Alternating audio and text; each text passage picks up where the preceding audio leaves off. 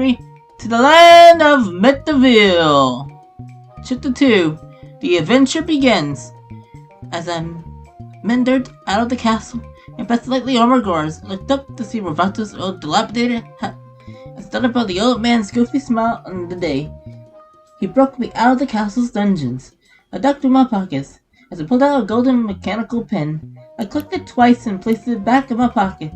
Took out the light brown sack of marbles. I whispered, "Wherever you are, Ravato, I know you're looking down on us all." As I put the bag of marbles away, I continued roaming the busy marketplace streets. As two dirty blonde-headed preteens ran past some kids clashing with their wooden swords, the floors ran after them. "Your Majesty, we need to keep those two imps on a leash!" shrieked a rough soldier and short-tempered woman. His twins hid behind the corner of the floor shop. "I'm sorry about that, miss, but they've been a handful ever since they touched the Dark Remnant," I rattled on as the woman clutched her teeth. "I like it back when Queen Maya was still around," fluttered the force, as blacksmith and butcher heard her fury from their nearby booths, just a few miles away. "Yeah, I noticed he wasn't a monster, and praise her for leading you to those catacombs," I agreed with the florist as blacksmith and butcher joined the fray. "You don't call Queen Maya a monster. She was way better than you, and that's what I call a true hero," bellowed the butcher with a gravelly voice and smelled the undying loyalty to the past queen. He tried to come up with a way to stop this conflict from escalating any longer. The blacksmith blurted out, "You should have banished them a long time ago." "Yeah, I agree with that notion," backed the raspy voiced butcher, as glad the two boys cracking up a storm. As they bolted away, I chased after them. As I followed the two mischievous imp-like twins down the busy marketplace street, they knocked down a stack of barrels in front of me. As I hopped over the fallen barrels, chased them into a blocked-off alleyway. "Can we please stop doing these pranks, boys, and go back to the castle?" scolded at the boy's mischievous smile, like a little bit more jagged than usual. "You're not the boss of us, because you're not our mom," as I stepped back from their reddest blue eyes. "I hate you," darted Kyle, as they both disappeared in a cloud of purple smoke. Now in a sour mood, I walked back into the slightly still crowded. "How do you know my name?" I asked, aghast at the off-skinned boy. "You don't remember me? I'm your friend Robert," called the young teen that I didn't remember seeing in this kingdom before. "If I ever did."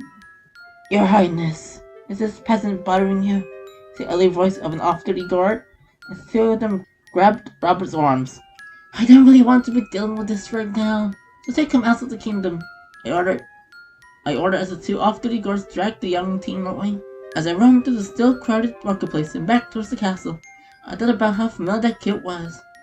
Maybe Robert was an old forgotten friend, even before I arrived in Mythaville. Kept on thinking as I passed some light armored guards and into the throne room, where Laura sat on the same throne her mother used to sit. "Hey, Sai, something on your mind?" asked Princess as I narrowed my eyes towards the second small throne next to her. "Well, I couldn't get the twins back home, because Laura has this like winner of his. Oh well, they have to come back to the castle at some point, anyway," said Laura as he glanced back towards the grand hall. "There's something on other than killing Kyle in your mind, is there?" asked Laura as I took at the idea of her reading my mind.